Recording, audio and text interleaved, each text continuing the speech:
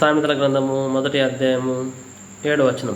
యెహోవా యందు భయభక్తులు కలిగి ఉండుట తెలివికి మూలము, మూర్ఖులు జ్ఞానమును ఉపదేశమును తిరస్కరించుదురు.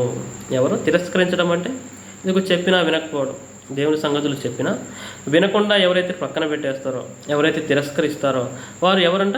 మూర్ఖులు అంటున్నాడు. మూర్ఖులు ఏం చేస్తారు? జ్ఞానాన్ని ఉపదేశాన్ని తిరస్కరించుదురు అంటున్నాడు. మూర్ఖులు చేసేటువంటి పని ఇదిగో జ్ఞానాన్ని ఉపదేశాన్ని తిరస్కరించి వేస్తారు, ప్రక్కన పెట్టేస్తారు. అంటే చెప్పినా కూడా, జ్ఞానపు సంగతులు చెప్పినా కూడా ప్రక్కన పెట్టేస్తారు, ఉపదేశాలు చెప్పినా కూడా ప్రక్కన పెట్టేస్తారు. అలాంటి వారిని దేవుడు మూర్ఖులు అంటున్నాడు. కాబట్టి మనం మూర్ఖులుగా ఉండకుండా జ్ఞానము కలిగిన వారముగా ఉండాలి అంటే ఇదిగో జ్ఞానాన్ని, దేవుని యొక్క జ్ఞానాన్ని, దేవుని యొక్క ఉపదేశాన్ని స్వీకరించే వారిగా మనం ఉండాలి. అలాంటప్పుడే జ్ఞానులుగా మనము దేవుని చేత ఎంచబడతాము.